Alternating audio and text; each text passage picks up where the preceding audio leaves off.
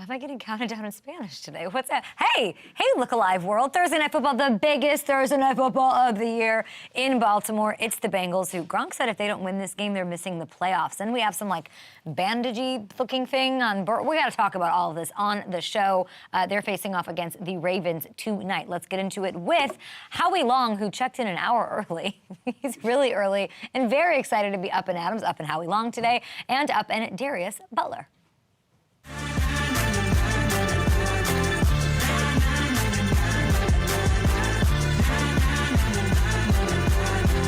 Selfishly booked Darius Butler so he could get me set for all the F1 action. Back from Vegas, headed back to Vegas to check that out. They had the safety car hit that sexy street circuit. I was very excited to see it. I'm in on all of the F1-y things. But we're back, and we got to talk a little football. Made some big news with Gronk yesterday, and let's see what Howie brings us today, breaking down this game in Baltimore tonight and the rest of the slate for this weekend. But Bengals head to Baltimore. Second meeting between the two rivals this season. Ravens took the first round, 27-24, back in week 2. Burrow, so he was asked, he's been asked a lot about this matchup, but he was asked earlier in the week about what they could take away from the first game that lost to Baltimore, and here's what he said. I wasn't obviously feeling my best at that point. Didn't quite have my full toolbox in there, but I thought we did some good things in the second half. Like you said, first half we didn't have a ton of plays. They did a good job. We found some explosives in the second half. That's what we have to try to do. They do a great job of limiting those explosive plays, and you have to try to find them. Because they're going to do a really good job on offense, keeping the ball, running it, scoring points, so we're going to have to do the same. Okay, so that was a long time ago. That game was in September. That was before that curly thing became a thing on his forehead. And that was when Burrow was, kind of looking sad a little bit. He was clearly less than 100%. And the Bengals did still get things going and make a game of it in the second half. That gives me some serious optimism about what they can accomplish against this Ravens defense that is so tough. Once again, they're going to be shorthanded, though. They did catch a break with Trey Hendrickson already working his way back in after suffering that knee injury on Sunday. But T. Higgins, Sam Hubbard, and Yoshi Voss, they've been ruled out for tonight. So we are playing with not the full deck here. And while I think they still have enough on offense to get it done, because he does have people that he's got the samples, and he's got Joe brings everybody up. Gronk compares him to Brady and did for his Hulk. He brings everyone around him to another level with him. I am a little worried about something that Joe can't control at all, and that's the defense. Hubbard's missing a second straight game. Without him last week, they allowed the most yards they've given up since week 2 of 2019. And he, of course, had maybe the most memorable play in the history of this rivalry with the fumble in the jungle. So, of course, the struggles last week weren't all about Hubbard, but, you want all hands on deck, especially against Lamar Jackson. Let's take a look at this. The Bengals are going to have to find a way to get it done tonight. Gronk alluded to it yesterday. The Bengals are in trouble if they drop this one, given the state of the AFC right now. I don't agree with him that they'd be finished or toast or whatever if they lose, but it does make their path a lot harder. A win gets them, involves them right back into a playoff spot. Don't forget, as you look at this, guys, if you want to get in on some action, have some fun over at FanDuel Sportsbook, Gronk and I did put together a little party parlay for you. Gronk likes Tyler Boyd, 40-plus receiving yards, and he always gives love to the tight end. It's a Mark Andrews anytime touchdown. I am rolling with the quarterbacks. Burrow, 225-plus passing yards. Lamar, 25-plus rush yards on the ground. Right now, it's all over FanDuel, and all FanDuel customers can join with a no-sweat same-game parlay for Thursday Night Football. If it loses, you get bonus bets back. Ride with us or build your own. Do not miss out on your chance to get a no-sweat same-game parlay on FanDuel, America's #1 sportsbook. We've got a weekend full of games. It is packed, and we wanted to get to a couple of them before we bring on Howie Long and Darius Butler. We've got a big AFC East showdown. It's the Jets and the Bills. This basically is a playoff game on both sides. The Jets come in at 4-5. The Bills at 5-5. And when you look at how crowded the AFC playoff pictures become, the loser of this game is going to be at a huge disadvantage. The Bills, they're all over the headlines this week, right? Ken Dorsey, Diggs, Gronk worked his way in there. I wanted to dig in a little bit with what's going on the Jets side, because they've made some changes of their own, and they're still in the thick of it despite back-to-back losses. Imagine that. The Jets made a surprise cut on Tuesday. They said goodbye to someone who I love named Michael Carter. And Saleh said that would not be the only personnel move that we see from the team this week. That's a bit, what is that? Like, what's going on there? That's a bit ominous. News came out that the Jets held one of the dreaded player-only meetings this week, which is not fun, and you can't lose after a player-only meeting. And Saleh was asked yesterday about what he said. You guys know my feelings on best coach teams are the teams that coach themselves, and so they should always be communicating and always holding themselves up to a standard. Obviously, coaches are always setting a message and all that stuff, but when you're able to look at one another and hold each other accountable, it becomes even more powerful. When it comes to the player-only meetings, or the fact that like the media even knows about the player-only meetings and all of that, I feel like every player I've ever talked to about them, it shows accountability, it shows a sense of urgency, it shows that the locker room is not lost, they're not packing it in. Nate Burleson used to call it like car shipping. Like we're in the double-digit weeks, like you make the arrangements to ship your car in the city that you play with home, because you're already thinking about what your vacation is going to be like, your off season. Like that is not like when you're having player meetings, like that's not the mentality, right? You still think it's going to get done, and despite the way that it's been sort of painted, the Jets, they got to get it together on all fronts here, and maybe they can. And it isn't just Zach Wilson who's had his struggles over this rough stretch, guys. Saleh talked about the 7 penalties and the difficulties they've had executing really across the board offensively. Even their great defense has had some lapses in big spots the past 2 weeks. So if they want to stay in this race long enough for Rodgers, who will he, won't he, will he come back? Let's just take a look at here. Eric, it's pretty good. You're a Packers fan. What are you thinking? I mean, that's pretty good. He's casually out there. Pretty good, but why? Like, why is he hanging the bait out there? Why hanging the bait? He did this with us once. He broke his collarbone. He came back, brought us back to NFC Championship. There's a lot of cameras on him while this is happening. They're clearly shooting something. Something's being put together. Shout out Ed Barry. All right. and if they want a chance at winning a Super Bowl with that guy who's just like, I like that the hands are both in the pockets, and then he's just like, meh. I'm superhuman, super freak. What? He was talking about like those conspiracies on McAfee. I have to watch that whole clip. I really haven't seen it. What was he saying? Oh, he was talking about how the Giants aren't getting enough heat from the media in New York. It's all Jets negative. And then New York media. He was saying that? Yeah, and then New York media, being New York media, they got pissed and saying like, oh, we were very mean to the Giants. I gotta watch that. Yeah. Daniel Jones, Tuesday. We want this whole NFL is like on Aaron Rodgers, like from when this happened, when we even like were conjecturing about him potentially going to the Jets, him going there, winning his second Super Bowl and all that. If they have a chance, if they have a chance to do it, everybody's got to play to their potential, right? Rodgers coming back doesn't mean they're going to run the table in a loaded AFC. It won't happen. I like the roster that the Jets have put together, and I do believe in Coach Robert Saleh. I really do. We haven't seen this team as a unit, though, play up to their potential where they would need to be in a few weeks here, kind of like for a month, basically. So it has to happen this weekend if they think they're going to go into Buffalo and beat the Bills again. I mean, the Jets 7-point underdogs over on FanDuel Sportsbook. I wouldn't be surprised to see them band together and pull this out because Buffalo is just I don't know what's going on up there. Okay, we have also the Sunday Night Football matchup, which is like amazing. I mean, another game with the Broncos that everybody's like, oh, I fixed this up. Why we put Vikings and Broncos. People were begging for this one to be out. The Vikings have won 5 straight with Josh Dobbs' magic involved to move. They're into a wild card spot. It's just impressive. It's so incredible. The Broncos, they've now, not so quietly, mostly because of this show, have won 3 straight to pull within a game of a playoff spot in what I say was the messy drawer. It's the messy drawer you have in your house of an AFC playoff picture. Sean Payton was asked this week about why the team's been playing so much better lately, and while Coach didn't really give away like the magic sauce of everything, there's something between the lines that we should dig into. Take a listen. You know, I keep saying that there's that fine line between a groove and a rut, you know, and you gotta bow up a little bit, and you got to demand it of each other at practice during the week. You know, you win during the week, and I felt like we've been practicing during the week better, a lot better. And if you do that, you demand that of each other, then Sundays become a little bit less chaotic. Let me tell you something about that man. That man is not a patient man. I think everybody knows that that's ever watched him, even on the side. He's not a patient man. He's a hothead. I gotta give him credit. He's been so patient, and we haven't been. Are we idiots? Do we think he was just going to come in, become the coach, figure things out, and like turn this team around from the jump with a different No, he's got mountains of things to sort through. This is the man who's obsessed with details, people. And I think it's naive to think that Sean Payton could have or should have just come in and just, I dream a genied it and just made everything better day one. He has been patient week to week and sort of quiet week to week. Okay? You can't overhaul what he wants to do. It's not about personnel. It's about culture with this one, from top to bottom, over and over. Every player that's come on our air has talked about it.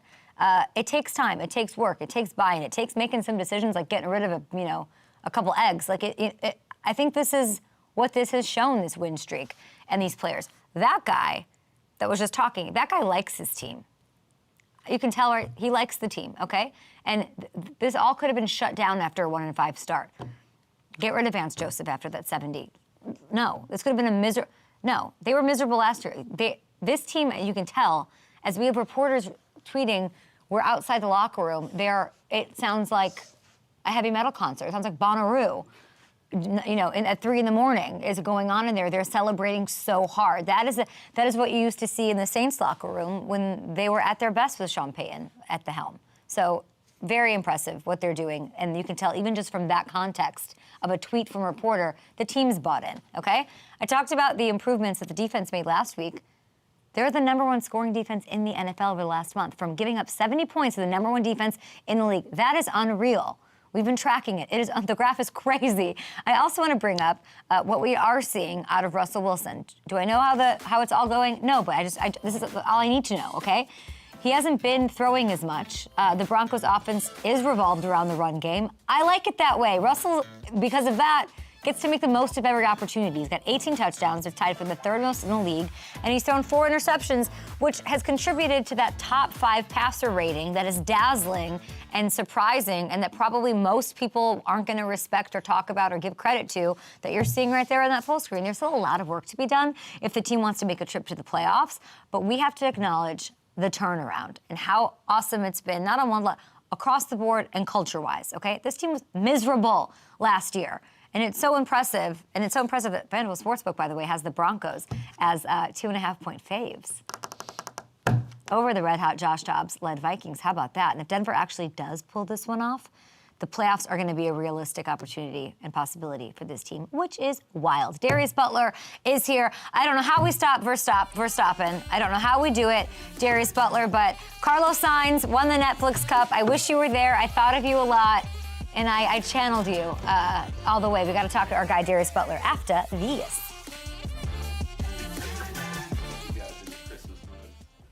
Holiday bugs. It's time. Do we have Hamilton?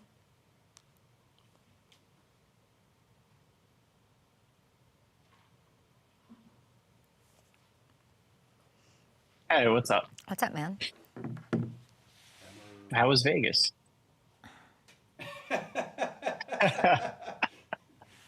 It's not funny. I hate Vegas.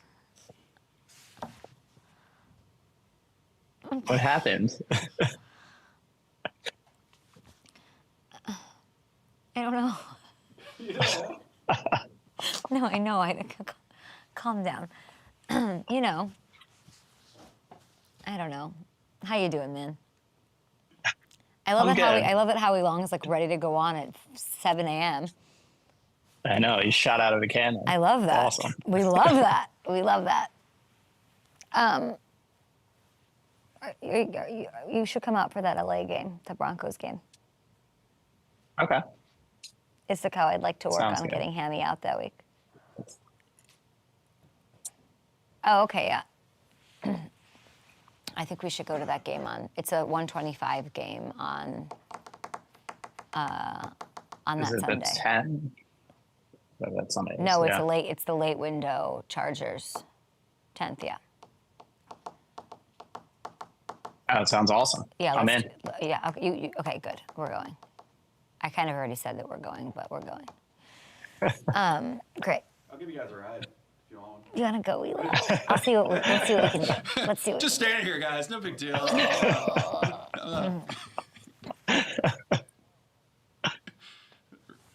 Richard stated 4 tickets for sale. Look at him. Upselling. Oh, Wheelo. Yeah. What holiday party? I think we have one on the 15th. Is that the date? Where was it? Oh. Where was it last year? Where was it last year? I didn't work here last year, so. Yeah. Where was it last year? No one went? Did we have one last year? I would assume so. No one? Richard? Richard? No one listens to me. No one listens to me. Where was the holiday party last year? West Hollywood. We Coy? No, God. But Drake, I don't know if I look like Drake. Drake? Can you rap? Kiki. Wifey likes it though? The wifey likes it. She loves it. Gotta love Tua. That was Tua doing a nice, I'll give him that nice little Drake impression. We like the smile, of course. Joining us now, the host of the Man to Man podcast, 9-year NFL veteran, Darius Butler. Does he look like Drake there? I don't see it. Tua? Did Tua look like Drake there? No. I didn't see any Drake comparison there outside of, I guess Drake gets some cornrows from time to time, but nah, don't see it. Yeah, me neither. Hey, whatever works though. Whatever works for Tua. What should we talk about? I mean, this Bengals-Ravens game, I keep pumping it up like the best game of the year. It better be, Darius. I mean, it might pump it up for Al and Kirk. They've been waiting for a good one. This should be a good one. It's a good matchup. Two quarterbacks. Obviously, Burrow's been to a Super Bowl. Lamar's won MVP. They're both playing pretty good ball, and they're both coming off losses. So, they're, short week, get right back out on the field, get that loss out of your system. Big divisional game for both of them. You should hype it up. It's starting off week 11 now. So we're going to look back at these times in a few months and be like, damn, I missed those Thursday night football games. Should be a good one. It's my Super Bowl team taking on yours. I was waiting for you to get there. This is the Darius Butler K. Adams Bowl facing off. Lamar Jackson's won 7 of his 8 career starts against the Bengals. I read that this morning. Was like, what? After watching what C.J. Stroud and the Texans were able to do in Cincy last week, how do you think Lamar and this Ravens offense attacks lose? I still think it's going to start with that run game. And whenever you have a balanced offensive attack, that's the worst thing for a defense. And obviously Lamar can be the run game in himself, but he's been doing his thing from the pocket. So you're obviously going to find Mark Andrews. Odell's been getting off the last couple of weeks, finding the end zone. Zay Flowers has been a godsend. But that backfield by committee is going to start there with that run game. And then they got to finish, man. They have to finish. That's the only thing you look at this Ravens team over, not only just this year, but even last year, there was some big second half fumbles, late in the game where they had multiple score leads and just lost it somehow. And obviously the Bengals, they were in a position last week in the shootout with the Texans where Burrow, Boyd catches that ball. Who knows? Maybe it's a different game. But C.J. Stroud, he had ice in his veins, put him in position to win the game with a walk-off. So it should be a good one. Should be a close one of those that come down to the last drive again. Have you seen this, the footage of Joe with this thing on his wrist? No, I did not see it. I saw a tweet about it. Yeah. I saw they posted it and deleted it or something with a little brace on his hand. Not a big deal, though. But what I did see, you see my McLaren hoodie on. I saw you at Netflix Cup. 2 of my worlds colliding there. Formula One, golf. How was that? It looked amazing. It was a brilliant chaos. It was so much fun. I had a champagne bottle, which I got champagne in my eyes again. I had to go redo my makeup. Loves that, I'm sure. No, it was me, Marsha. I'll send you a picture. It's like me, Marshawn Lynch, and Burt Kreischer with his shirt off, and I'm shaking champagne, and of course it just goes right in my eyeballs, and I'm whatever. It was really fun. I'm trying to think. I will say this: the drivers take golf so seriously. And they all, in a really big way, and you know this better, they all golf wherever they go. They're in Abu Dhabi, they're in Brazil, wherever they are, they are finding the course and they're getting it in. And they were really brilliant, and I think Carlos Sainz and Justin Thomas just took it a little more seriously, but I learned a lot. I learned a lot about both sports. That's perfect. I think that should have been the biggest thing going into it. Obviously two great sports. Here, I don't think the drivers or professional golfers get enough, talked about them or said about them. But it was great. Yeah. Albon, I know he took the little spill, he took the fall. So I know but he was so great about it, and he had his swag, and then he had a brilliant drive after. Or, he had a really nice he did. a tee. He Wow, did. you watched it. Wow, Darius, Oh yeah, I love you. I watched every second. That was big. I had to watch. You were hosting, obviously, Netflix, their first live sports event. We gotta get like you I in. said, We gotta get you. Gotta get me in. I was gonna text you and be like, I'm not gonna. Darius gotta go. Darius has to be here. You would have had so much fun. It was really, really exciting, and incredible. I'm trying to think of other takeaways. Can I just say this? The next day, so yesterday there was a pro-am, which I didn't even. I was like, I don't really know what that is. See, I need to get in that. I know. I'm on the golf course, but I was just doing a safari. I didn't want to play. I heard Andrew Whitworth was going to be out there, and I was like, I want to go find him. But and I'm like, okay, Mark Wahlberg, cool. I'm trying to find Big Wit, wherever I'm searching for him. Yeah. And he wasn't there because he's in Baltimore today, obviously for the game. So it was whatever. I'm out there, Blake Griffin, whatever. And I'm, the cast of Selling Sunset, cool. Where's Andrew Whitworth? Where is he? And I couldn't find him. But then I came upon, and I wasn't driving. Nobody would ever let me drive on a golf course. Don't worry. And I stop, and it's Justin Thomas, right? And he just won the event the night before, and I was about 5 feet away from him teeing off, and at that point, at that point, I got it. I understand. How insane is it to watch those guys up close hit that, the sound, how the ball just comes off that tee, it is Darius, incredible. I didn't get it. To me, it was 90% of people wanting to get away from their families for 7 hours. That's what golf was. You just don't want to do chores around the house. I get it. You need to really, I get it.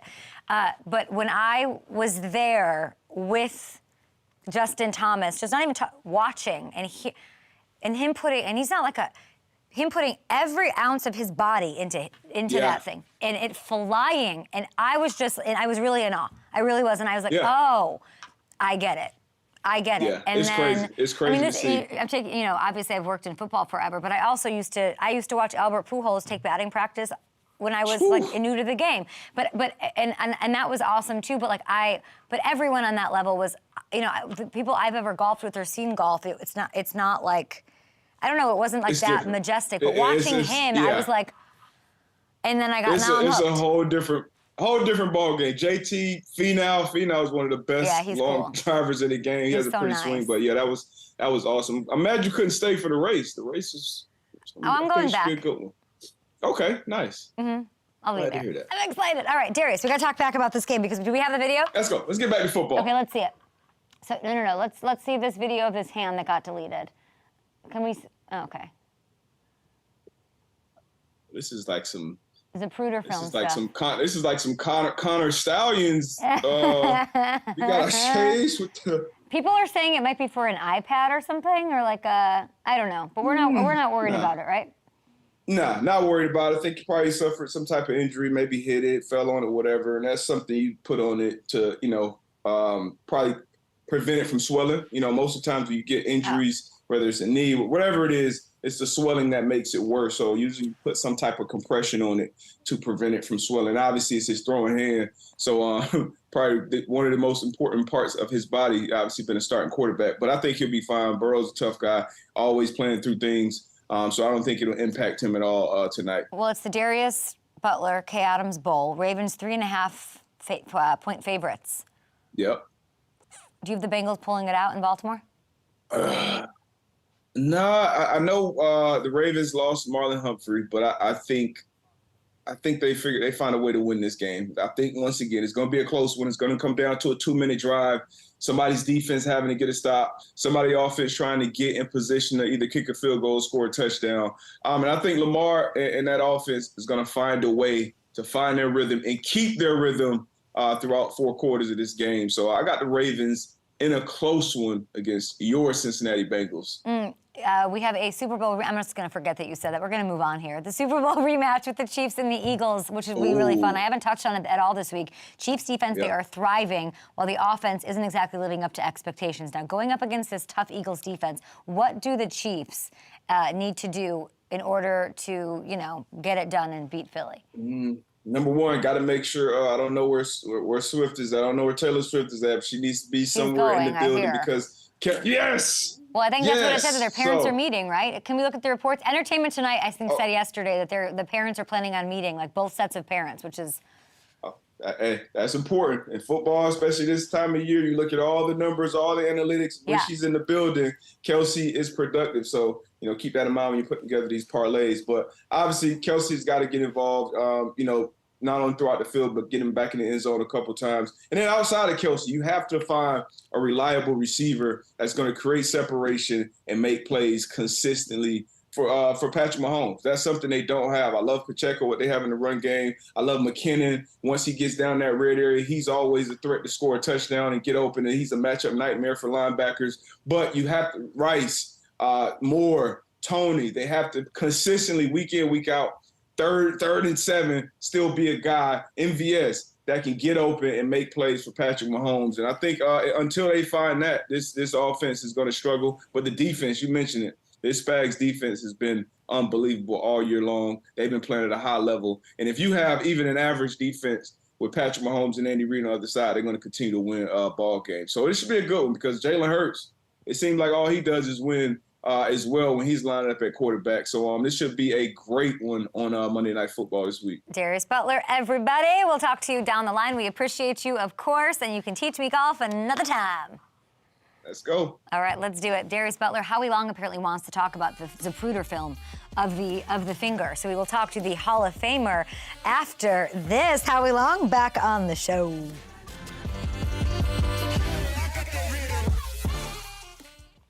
Who did those? Who did the Darius? That's Brian. Yep. So Taylor's in Brazil. Yeah. The night before, but the parents are going. So it's not a no that Taylor's not going to be there. But it's not reported that she is going. Yeah. Interesting. I mean, what does that show about their love? If overnight trip from Brazil to see him play? I mean, that. She's not going to not be there if the parents are meeting there. Yeah. She's going to. There's literally no chance. I've never been in a situation where I introduced my parents to somebody else's parents and I wasn't there. I've never introduced my parents to somebody else's parents ever. I literally don't think I've ever introduced someone I'm dating's parents to. Oh, trust me, I don't want to introduce my parents to anybody. No, that's literally true.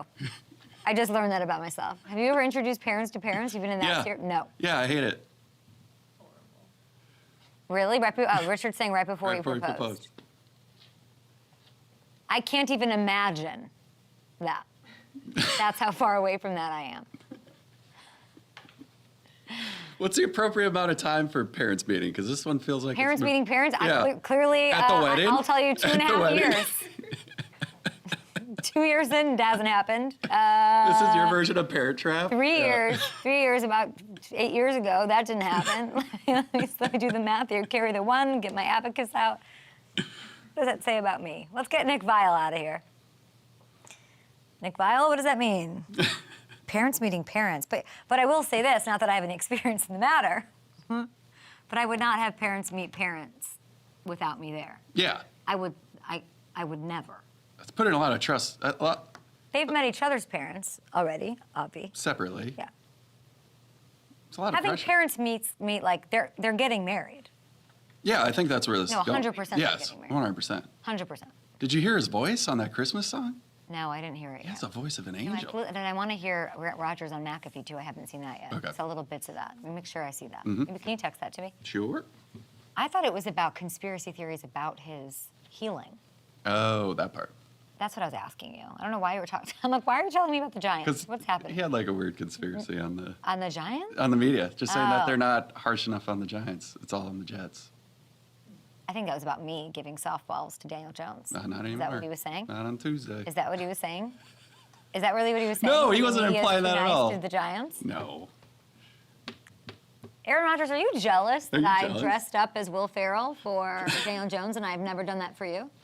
I never dressed as the Big Lebowski for you, my friend? What's the other movie that Aaron's obsessed with? Rodgers? Yeah.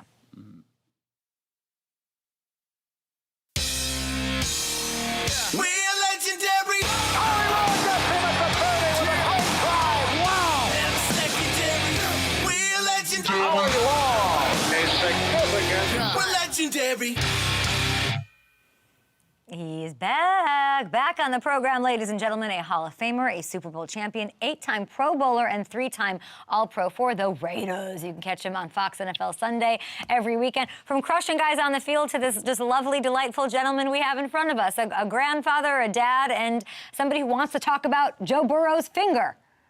You broke out the black and white footage. Yeah, let's look at it. Let's look at it. Howie, what do you got here? Because the internet's going crazy about this. You got a game in a couple hours. The Bengals have to win this if they have dream of the playoffs or the Super Bowl. Can we run that again? Well, I have to give credit to my crazy son, Chris. Okay. Who was up at about 2 a.m. I get this call. I'm like, why are you calling me at 2 o'clock in the morning? And he's up watching all 22, and he's seen every angle of the game, and he's tracked exactly where he believes Burrow's injury occurred. I think it was on the second or third play. He got caught, his hand caught between, I think, the defensive end and the offensive tackle, and that's when it happened. The severity of the injury, wow, who knows? And your guess was right. I mean, you're constantly putting on some kind of a compression to avoid any kind of swelling, etc. And Joe's tough. I think my control room is trying to find that injury. What time was this that Chris Long was doing this? 2 a.m. Is this normal Chris Long behavior? Chris is a hard-working guy. I'm not up at 2 o'clock in the morning watching film anymore. Yeah, well, you've got Chris and Kyle doing your bidding. We're trying to effort for the tape right here while he's up at 2 a.m. doing his thing. I'm going to ask you a real easy question here. How do you stop the Ravens' offense? It's if they struggle at all, it seems like they struggle sometimes in the red zone. He's not been on the same page with the receivers. Some drop balls in the end zone. Fourth quarter leads have been an issue with them. I really like Baltimore. That being said, I really like Cincinnati, and Pittsburgh seems to kind of find an improbable way to win every week. Mm-hmm. And how far can Cleveland's defense carry them? And I think they can carry them in playoffs, particularly with the schedule being as favorable as it is for them. This is a big game for them versus Pittsburgh, but they've got one down the road versus Cincinnati also. Yeah, I mean, Cincy and Coach Lou, who I love, everybody's talking about Coach Lou being a head coach potentially in this National Football League. It's not going to help him that they gave up, I think, like 544 yards to a rookie named C.J. Stroud in this Texans offense. I don't even know how that happened. Well, I think in 5 or 6 years, maybe 7, when we're looking back at C.J. Stroud's rookie year, we could be kind of giving Lou a pass on this, because it seems like C.J. Stroud has he's figured it out. I'm not sure what exam he struggled with at the combine and why it was leaked or whatever, and we can debate that all day.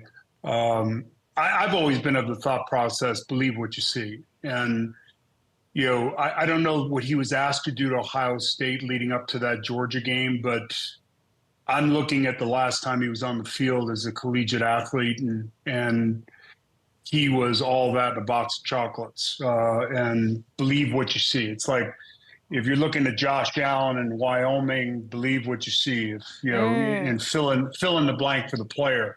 I think they go through such, they grind things out between the end of the college football season, through the combine, through the pre-draft, the whole 9 yards, and they find reasons not to trust what they see. And I just believe you trust the film. And C.J. Stroud's pretty darn good. Yeah, I love to hear that. What an absolute stud. I'm sure he'll win Offensive Player of the Year. He's just crushing it. D'Amico Ryan's doing really well. He said, believe what you see about Josh Allen. What I see, I think what everybody sees, are turnovers. Mm-hmm. Turnovers and a loss to Sean Payton and company for, short stint with you last year, of course, and he was taking a bit of a breather from coaching, but the Bills decided to part ways with Ken Dorsey. He was getting a snack is what he was doing. Yeah, literally, just having a little nosh, a little something, a Capri Sun, some orange slices. He got back right back in there. Josh Allen leads the league in turnovers again. This has been true for several years now. Is it more about Josh, or is it more about how Ken Dorsey was running the offense? I think it's a combination of things. I think Josh is, there are guys, and, Kyle Shanahan's talked about this, regarding his young quarterback and then, quarterbacks he's had in the past where you want to be able to cut it loose and let the guy, rip. And Josh is a freak show. He's physically a freak show. There's not a throw he can't make. He's big, he's athletic, he can pull it down and go. He sometimes runs the contact. He sometimes thinks that maybe his arm is a little bit too big. And, and I was watching some footage from the Manning cast, after the one interception to the sideline on corner route from the opposite hash, which is, a brutal throw to make. The ball's in the air a long time. And it's probably I think Peyton and Eli were saying it was their least favorite throw. And they didn't want to make that throw from the opposite hash because it's in the air so long. I think the offense was static pre-snap. I think it was 2-by-2, two receivers. He's in gun too much. I'd like to see him under center a little bit more. I'd like to see the run game be a little more prevalent, and I'd like to see play action pass. And I think he can do all of those things. When you look at his numbers, under center, play action pass, they're good. And this just in, that's the case around the league. If you can run the football, play action pass is a high success rate for quarterbacks and offenses. So I think it became stagnant, not a lot of pre-snap motions, certainly not a San Francisco offense where, all the pre-snap motions and which benefits both the run game and the pass game. It puts people in position to be successful and do. I didn't see a lot of that in Buffalo. It's kind of like, Josh, you're Superman, take the snap and let's go. Howie, it sounds like you're saying it's more about Ken Dorsey. Well, listen, Josh Allen's not going anywhere. So it has to be about Ken Dorsey in that sense. And I think Josh is a tremendous talent. He's a young guy. The things that you'd want him to do is, maybe anticipate when you're throwing that 65-yard bomb into double coverage. Now, a lot of quarterbacks do that. Jalen Hurts does that with his receivers. He has tremendous confidence that in a 50-50 ball, even on a 2-on-1 coverage, my guy's going to come down with the ball, or at least play defender and knock the ball down. Yeah. And that's not always the case in Buffalo. And I think the losses they had on defense are big. And I think that really hurts them, and their offense can't afford to turn the football over. And I think it was time they needed to press a reset button because they were slowly kind of spinning their wheels downhill. The snowball started to go down the hill, and they don't have much time, and their schedule is brutal. I asked Gronk yesterday, and we'll get to Gronk and his skydiving. What did you ask Gronk yesterday? Gronk, it's about Dable because he was. I think Dable was his tight end coach 4 or 5 years, and he's always spoke really, really highly about him. Yep. And he told me in August, Josh is still misses Dable, and he's really going to miss him. And if you think about what Dable did and what made it work so well, Dable found him matchups and easy completions and motions and shifts early for Allen. And it's just true. There was more motion, there was more play action, everything you're saying. Yep. But Gronk made it more about the kind of guy Dable is, that Dable gets you prepared and lets him cut it loose, lets him, feel prepared enough that he's not overthinking. So now Joe Brady comes in. Of course, he's got a connection with Joe Burrow, a history, reputation. Like, what does Joe Brady need to do? I'll ask you the same thing to sort of let Josh or be as successful as he can be. That's the interesting part. I mean, when you do these kind of things, mid-season, we're right there pretty much, or a little bit past. You can't drastically change the offense. I think there are things that you can do that we've just talked about. Run more. Maybe run more, put him under center more, play action pass, a little pre-snap motion, get your receiver to a spot in coverage or in a matchup that you want. through motion and formation and bunch formations. There are a million things you could do. You look across the league and the creative ways that offensive coordinators, one, get their receivers and their run game in the right position through pre-snap motion and formations. And I think the other thing is putting your quarterback in a position to be successful. And I love play action pass. As a defender, when you have to come off the ball, stop, reset, check the run, and then start again, the ball's out in 2.2 seconds, 2.3 seconds. So, the play's over. The quarterback is safe. It helps the offensive line, helps the quarterback. There's a lot of free runners because safeties have to run up if they're honoring your run game. It's like with Philadelphia. You see it all the time where there's free runners because of the play action. You see it in San Francisco. There's free runners because of the pre-snap motion tied to the run game. And now the quarterback has a lot of options off a true hard play fake, turn his back to the defense, turn around, and reset. And I just was texting my producer, and I said, how much play action did they run with Dable? Bills ran more play action than any team in the NFL in Dable's last year, 15th this year in play action percentage.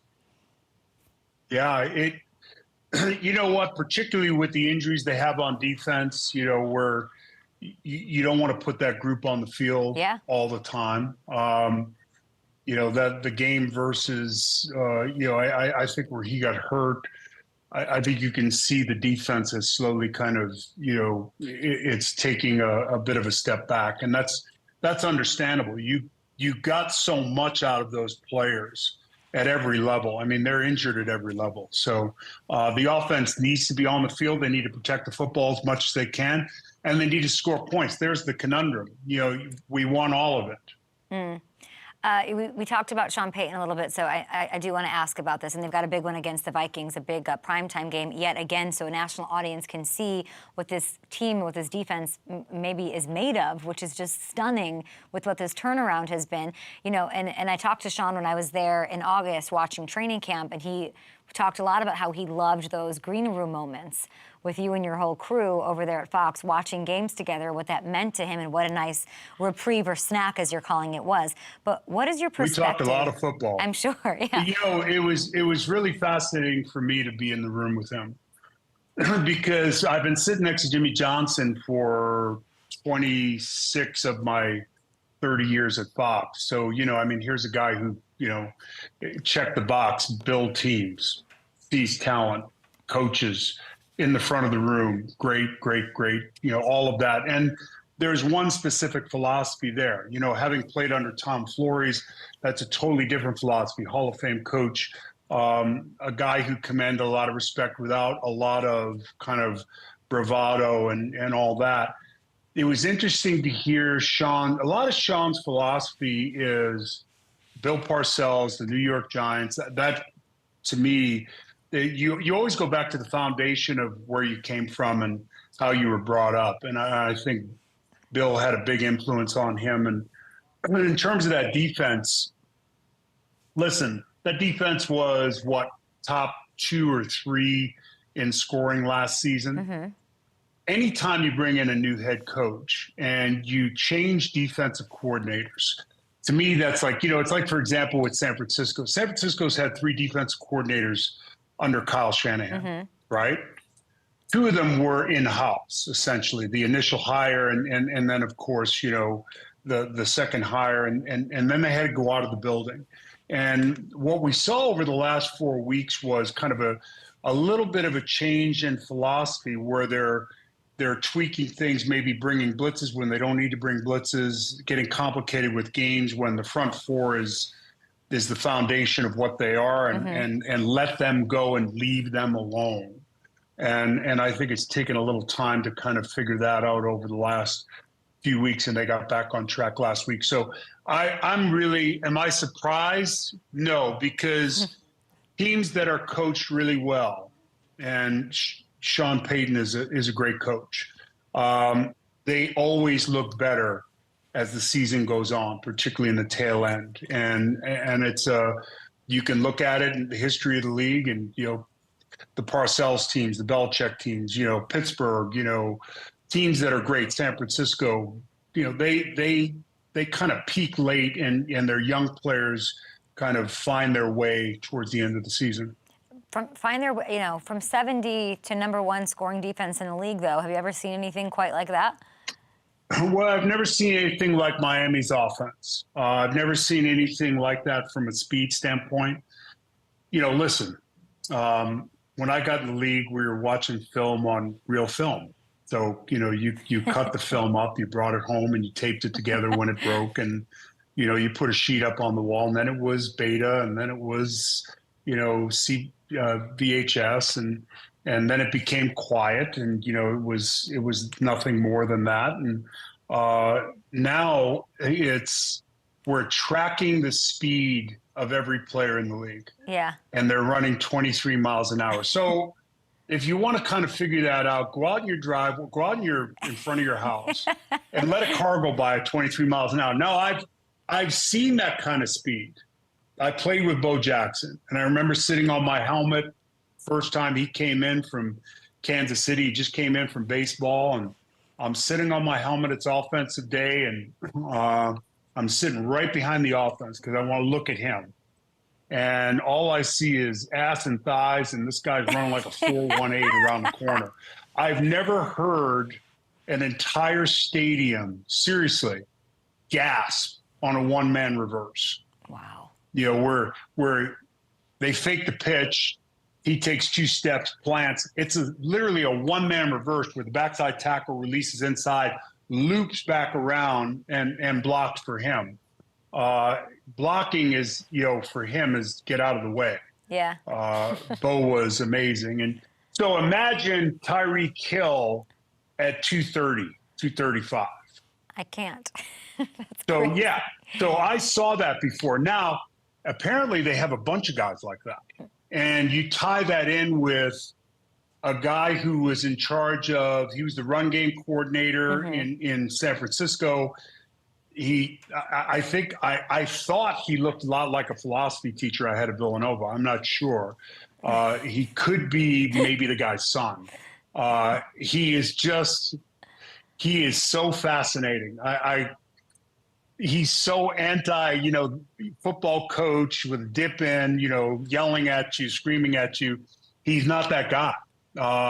He's a guy that's taken what they do in San Francisco, granted with different pieces and players who are very fast and athletic, and all that pre-snap motion and all that stuff. And people are starting to kind of figure it out. Some people on defense are just staying static, and they're just saying, we're not going to react to the pre-snap motion. We're just going to play zone. We're going to tackle. We're going to be physical, and we're not going to let you over the top. And that's great in theory, but we see safeties taking bad angles towards Tyreek Hill. It's embarrassing. So the 70 points, albeit alarming, scary, maybe a low point for a lot of people in that building. I'm more impressed with how they've kind of recovered. I'm trying to see who they have. Who did they have? They have the Raiders have the Dolphins, I believe. Is that true?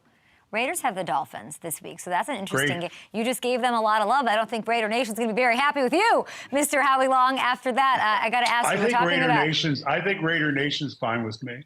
Yeah, you know what? I'll shut up. You're right.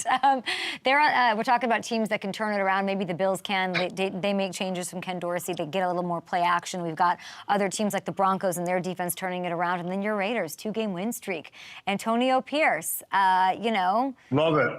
Is he working his way into not just a cute story? Is he working his way into a head coaching situation? Well, time will tell. I think his eyes are wide open in terms of it's an opportunity, and I think the Rich Bisaccia situation a couple of years ago when they got into the playoffs and surprised people, and he closed out the year really well, and he seemed like he had a grasp of who the team was. There was an identity, there was a culture, and I think maybe Mark probably learned something from that to just let's sit back. And let's do our homework on people outside the building, but let's take a look at what Antonio does. Antonio grew up in Compton. When I was playing at the Coliseum, he was a big Raider fan. He understands the history. He understands the kind of the identity of the football team. And I think, listen, when you walk out of a room from Antonio Pierce, he won as a player. Yeah. You're not going to have any kind of misconception about what his thoughts are or what his expectations are. He will tell you directly, as he called that timeout at the end of the game and said, back the F up. It's sometimes it's the guy in the front of the room. I call it the saran wrap factor. When they get in front of the room, in front of a bunch of grown men, can they lead? Can they create a culture? Can they create an identity? I think he can do those two things. And now the coaching staff is a mixed bag of, the old coach and who he has. Mm-hmm. We'll see. Listen, are they a team that from, first player to 53rd is the best in the league right now? No, but you want to establish a culture and identity and a direction. And I think he can do that. It's really well said, and one of the hardest things to do, I could imagine, as a head coach and a leader of a bunch of millionaires. Howie, we appreciate you so much. But next time we got to get you in a plane. We got to get you skydiving with Gronk tandem. That's my dream. I hope that happens. You got a better chance of seeing God than me skydiving, I'll tell you that. We appreciate you. I have to text Chris and say, what are you doing at 2 a.m? We need to make some life changes. We appreciate you, Howie. We'll be right back here on Up and Adams. Yeah, Dolphins Raiders this weekend. I love it. He put me in my place. I think I'm okay. I think Raiders Nation, I think I'm okay. Just on the Mount Rushmore. So funny. So funny. Yeah. Yeah, I think we're fine. I'm not worried about it. I think the franticness doesn't help anything. I think we're great. No, I think we're great. We'll just put up the full screen on Twitter. You're good. It's not, I'm not. You cut Howie off. Go, enjoy. And he was dropping gems. It was. Loves Antonio Pierce. I love talking to him. Every time it just feels like a podcast. It's just natural. It flows. Well, because they get He's so so insightful. little time too, because there's so much going on that show that it's just like he just got so many things to get into. I wanted to ask him the Taylor thing. No. Yeah. Yeah. Okay. You'd be a good dad to ask about that. I know. Appropriate parent meet. Why am I leaning? All right. I always forget I'm on the jib.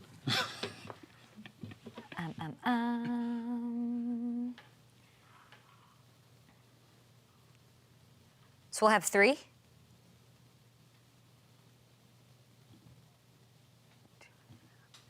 Great. And you're producing Chad that way? He knows? Great.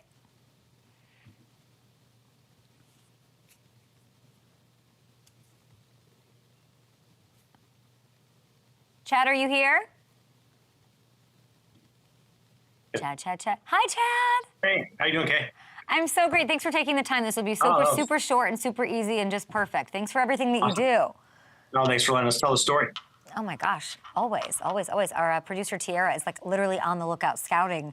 We're like, we have some budget. Let's help some people like you guys are, and like you guys always do. So it's really incredible. Thank you so much. We appreciate that. We appreciate that so much. Yeah. Okay, so it'll be nice and quick. About 2 minutes. We'll ask you a little bit about it and give you $1,000. How does it sound? That's awesome. That's great. Thanks, Chad. I want to ask him what it's like working in the NFL being named Chad Johnson. Chad.Johnson at NFL.com.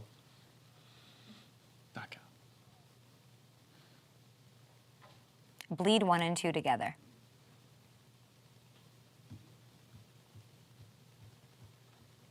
Do you hear me? Yeah. Like, run them together. Let's do it.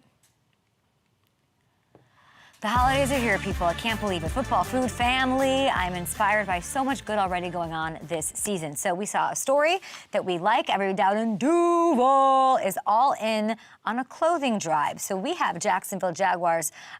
We have the chief operating officer with us because I caught you doing all of this good stuff. The Jags staff, not only we're competing, we're dealing with all the in-season stuff, the off. You guys are washing the clothing at the facility before sending it over to a local nonprofit called, what is it called?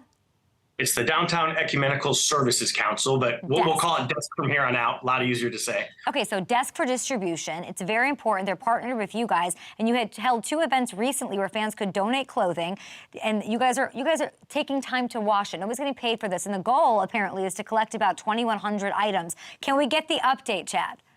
Yeah. So we had our staff fully engaged on this, and we did collect 630 pounds of clothing. We will decorate our statue touchdown that's right out in front of the stadium with all of the clothing pregame so our fans can see it. We'll then take it over to our practice center, the Miller Electric Center, and we will wash that with Tide detergent. Ironically, 1 bottle of 115 fluid ounces of Tide will clean that 630 pounds of clothing. We'll fold it, bring it back out for fans to see, and then we'll donate it to Desk along with a check for $25,000. And quickly tell us how people can still get involved and still donate. And thanks to Tide for all of that. Yeah, well, we have our game Sunday home against against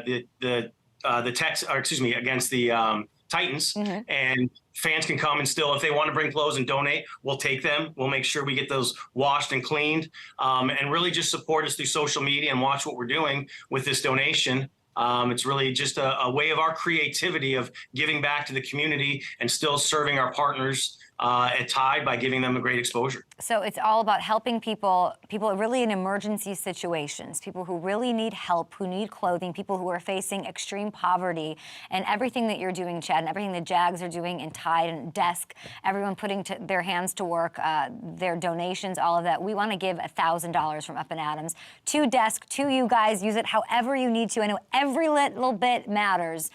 So we hope you guys meet your goals, and that $25,000 is incredible. I know it's just $1,000, but we're going to add it and hopefully help some people. Well, we appreciate that so much. And what's great about Desk is they not only provide clothing, but they provide food services as a food bank. They provide emotional support. It's right here in our backyard in downtown Jacksonville. So it makes such an impact. And it's such an important time of the year to help give back. And we know families are in need, and we just appreciate the opportunity to be there and support them. Chad, we appreciate you. We'll get this all over Twitter, all over my personal stuff as well, and we'll get it out there. Thank you so much, and good luck on Sunday. Well, thank you so much. Thanks, Chad. What's it like being named Chad Johnson and working in the NFL? You know, I hear it still every day, and being in Florida, you know, Ocho Cinco himself is around Florida quite a bit, so we cross paths, and I get a lot of disappointed looks when people actually walk through the door. Not this one. I'm not disappointed. Thank you, Chad. Thank you. Bye, guys.